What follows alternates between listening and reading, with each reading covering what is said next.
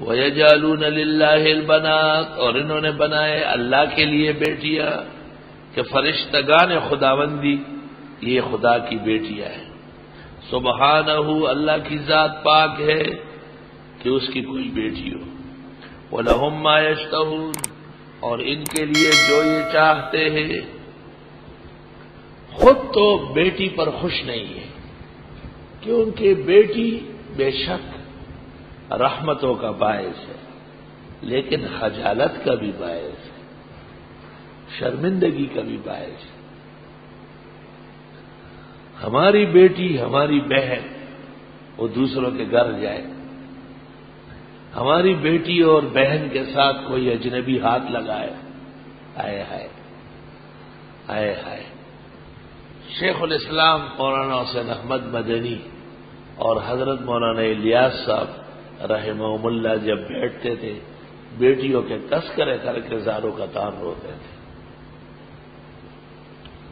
یہ شریعت کے احسانات ہیں کہ انہوں نے نکاح کے نام پر ایک رشتہ نکالا اور اسی سے دنیا آباد ہے، اسی سے دنیا آباد ہے۔ ہم بھی کسی عورت سے پیدا ہیں، ہم سے بھی جو پیدا ہوتے ہیں عورت کے ذریعے ہو رہا ہے، تھوڑی سی قربانی دینی پڑی۔ سبحان اللہ۔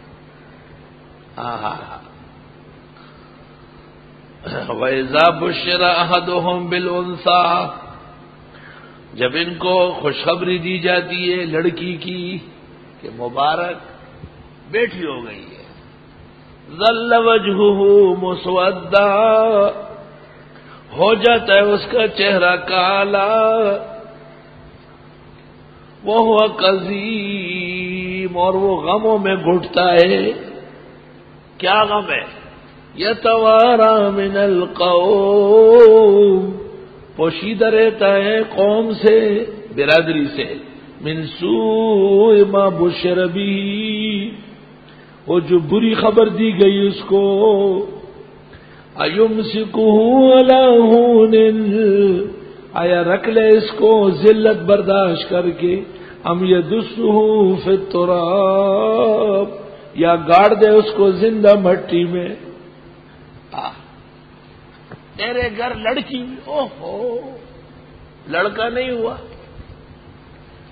اور لڑکے نے کیا دینا ہے، غم تلاش کر کے تیرے اوپر ڈالے گا۔ لڑکے جیسے بے وفا جہان میں کوئی نہیں، اور بیٹیاں پرائے گھروں میں جا کر کی بھی ماں باپ کے لیے آنسو روتی۔ خدا کی قسم، بیٹیوں میں جتنا وفا دیکھا اس کی مثال نہیں۔ ابو ابو ہر وقت، اور بیٹا ہو تو جب اس کو کوئی کام ہو، کوئی ضرورت ہو، بالکل یہ حقیقت ہے۔ میں جب گھر جاتا ہوں 4-5 بیٹیاں سب آ جاتی ہیں، ابو سر دبائے، ابو پیروں پہ چڑھ جاؤ، اور شہزادہ جو ہے امام الاسر وہ اپنے کمرے میں ہوتا ہے، وہ نہیں آتا۔ بالکل قرآن کا معجزہ، قرآن تیری سچائی پر قربان جاؤں میں، اور دور جانے کی ضرورت نہیں، عاجز فقیر کی تفسیر بالفعل مشاہداتی تفسیر۔ اس کو بہنیں کہتی ہے ابو کے پاس رہو نا، کہ تمہیں پتہ نہیں ہے وہاں بڑے بڑے نہیں رہ سکتے، دیکھے بڑے بڑے نہیں رہ سکتے، مفت میں بدنام کیا۔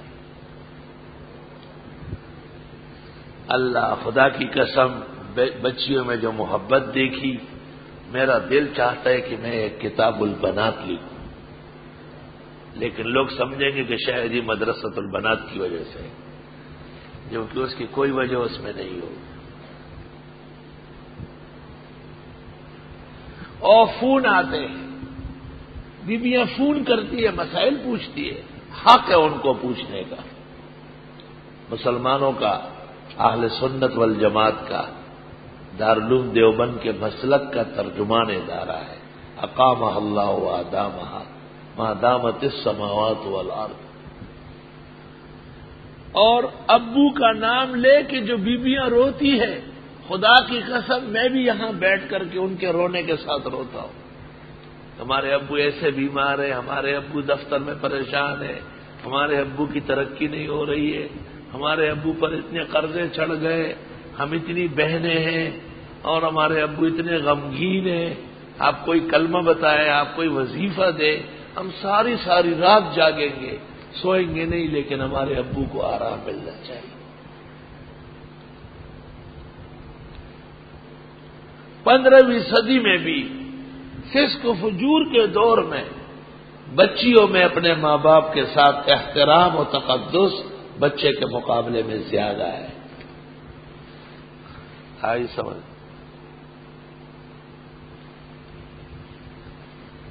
اس لیے بچیوں کی نکاح یا شادی پر تو صدمہ ہوتا ہے۔ یہ تو ایک جرنیل ہے جو خوش ہوتا ہے اور آگے پیچھے دوڑتا ہے۔ میں تو اس تصور سے لرزتا ہوں، اس تصور سے لرزتا ہوں، اور واقعی یہ تصور بھی بھیانک ہے، مگر شریعت کے سامنے سر تسلیم خم ہے۔ جو شریعت نے کہا آمنا و صدقنا۔ اور سن رہے، میں نے سنا تھا، ابھی تک دیکھا نہیں ہے، لیکن آنکھوں سے میں نے دیکھ لیا، کہتے ماں باپ کے لیے 2 وقت سب سے زیادہ تکلیف کے ہوتے ہیں۔ ایک جب ان کی جوان لڑکی کہیں فوت ہو جائے اور جنازہ جا رہا ہو، وائے وائے وائے وائے، سب کی موت ہے، لیکن لڑکیوں کی موت، اور پھر جوان، استغفر اللہ۔ اور دوسری جب بچی کی رخصتی ہوتی ہے اور اس کو آپ کسی اور کے حوالے کرنے کے لیے چھوڑتے ہیں، پوچھا نہیں، توبہ توبہ، قیامت آنے کا ہے۔ آبلے روتے ہیں خون، رنج بڑا ہوتا ہے، آبلے روتے ہیں خون، رنج بڑا ہوتا ہے، کوئی کانٹا جو کفے پاس جدا ہوتا ہے۔ جیسے پاؤں زخمی ہو جائے، تھوڑا نکلتا ہے، اس کو آبلہ کہتے ہیں۔ تو جب آپ اسے توڑیں گے اس میں سے خون نکلے گا، لیکن توڑنا بھی ضروری ہے، کیونکہ اس کے بغیر تو کانٹا نکلے گا نہیں۔ بیٹی یا گھر میں تو نہیں بٹھائی جا سکتی۔ میں بغیر کسی تنقید کے، میں یہاں کے رسم و رواج جو شریعت کے مطابق ہے ان کا حامی اور دعاگو، صرف طلباء کی اطلاع کے لیے۔ تم نے یہ نظام دنیا میں نہیں دیکھا ہوگا، کیونکہ یہ لوگ سب دور دراز کے علاقوں سے آئے ہیں۔ یہاں کے لوگ جن کے ہاں لڑکی کی شادی ہو وہ ڈھول بجاتے ہیں، جنئی والا ڈھول کہہ رہا ہے، جنئی والا ڈالا ہو رہا ہے۔ اب آپ کہیں گے اس میں تعجب کی بات کیا ہے؟ تو دیکھو، بات تو صرف اتنی ہے کہ شریعت کے مطابق ان کا نکاح ضروری ہے، جب اللہ تعالیٰ اچھا رشتہ عزت والا نصیب فرمائے۔ لیکن یہ بقیہ رسوم جو آپ کر رہے ہیں یا گھر کی عورتیں کر رہی ہے، کسی کے گھر میں بھی ہو، غلط کام ہو رہا۔ آپ کے ہاں تو صدمہ ہے، جنازے کے برابر سانحہ ہے، اور پھر بچیاں بڑی مشکلوں سے دوسری جگہ جا کے وہاں پر گھر سنبھالتی ہے، یا دوسرے لوگ ان کو قبول کرتے ہیں، بڑی بڑی قیمتی اور شہزادیوں کی طرح بیٹیاں دوسروں کے گھر میں جا کے بے آبرو ہو جاتی ہیں۔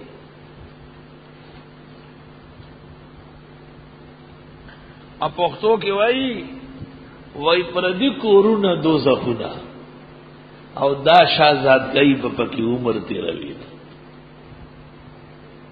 پرایا گھر جہنم سے کم نہیں ہے اگر نباہ نہ ہوا۔ اتنی اچھی بڑی عورت ہوگی بوڑھیا، آپ سمجھیں گے ملائک ہے، لیکن بہو کے ساتھ اس کا سلوک دیکھ کر آپ سمجھیں گے بھوتنی ہے، وہی اندرا گاندھی ہے، مرتی کیوں نہیں ہے؟ بہو چائے بنا رہی ہے، یہ دیکھ رہی ہے، بہو اس کے لیے کھانا پکا رہی ہے، کیا دیکھ رہی ہے؟ اماں میں یہ دیکھتی ہوں آپ کوئی تعویذ تو نہیں ڈال رہی میری چائے میں؟ وہی تو بے تعویذ اب خود تا مردار کی اب آپ بتائیں وہ بچی باورچی خانے میں کھڑی کی کھڑی رہے گی، وہی دادا ہو. یہ ایسے ایسے دردناک واقعات کہ قرآن کے صفحے میں بیان کرتے ہوئے مجھے ان لوگوں سے نہیں، قرآن سے شرم آتی، قرآن کی عظمت سے شرمندہ ہو گئی. بالکل صاف فرق، اپنی بیٹی کے لیے علیحدہ لب و لہجہ، بہو کے لیے بالکل ناروا لب و لہجہ،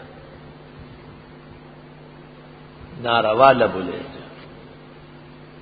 بخاری شریف میں حسن معاشرت کی جو حدیث ہے اس میں ہے کہ میں سوتی ہوں تو مجھے کوئی جگا نہیں سکتا، اور میں کھاتی ہوں تو کوئی کہہ نہیں سکتا کہ زیادہ کھایا. وہاں شارحین کہتے ہیں کہ سسیاں بیٹے بہت کھانا کھاتی ہے، اس کا پیٹ بڑا ہو جائے گا، وہی بیٹے بہت سوتی ہے، غافل لڑکی ہے. بھئی نوعمر ہے، وہ ابھی کوئی پیرانی پیر شیخ عبد القادر کے گھر سے تو نہیں نکلی، اس 15ویں صدی کی بچی ہے. کئی کمی کوتاہیاں آپ کی اپنی بیٹیاں مردار پڑی ہوئی ہے نہیں، ان کو آپ پلنگ ہلاتی ہے. یہ دوسرے گھر سے آئی ہے، آپ برداشت نہیں کر رہی اس کو. بے ادبی معاف ہو، میرا تمام تعلق انہی لوگوں سے ہے، لیکن یہ بات میں بصد معافی و معذرت کہتا ہوں کہ اس قسم کی سسیوں کا حقیقت یہ ہے کہ وجود بھی خطرے میں ہے، ان کا وجود بھی زہر ہے. آپ اس طرح تنگ کرتے ہیں اور جاہلی لوگ لڑکیوں کو زندہ زمین میں دباتے تھے. بات تو ایک ہی ہے. آپ نے اتنی بڑی خوبصورت موٹی تازی اس کو بے آبرو کر لیا، بے آبرو کر لیا. اور انہوں نے ابھی بڑی نہیں ہوئی، چھوٹی تھی، اس کو کھڈا کھود کے اس میں کھڑا کر دیا، اوپر سے پتھر پھینک کے وہ یا بابا وہی بابا یا بتے یا بتے، وہی ابا جان میری آنکھوں میں مٹی جا رہی ہے، ابا جان کر کے آواز ختم ہو گئی. وہ گھر خوش آ گیا کہ میں نے جان چھوڑا لی. ان کے جہل سے آپ کا جہل زیادہ خطرناک ہے.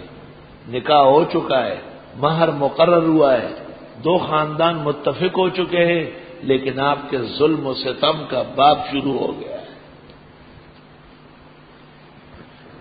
میں یہ نہیں کہتا کہ بہو بھی کوئی ملک ہے، اور میں یہ نہیں کہتا کہ ان کی طرف سے ظلم نہیں ہے، لیکن عام طور پر جو ہمارے سامنے ہے، لڑکے والے لڑکی والوں کو جس طرح رونتے ہیں، بہت نامناسب سلوک.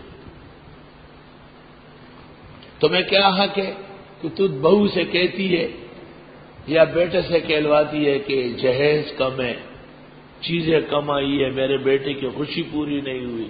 یہ سب فرعونیت، ملونیت، دنیت اور کمینگی کے خلاصے اور ترانے ہیں جس سے آپ مرتکب ہیں.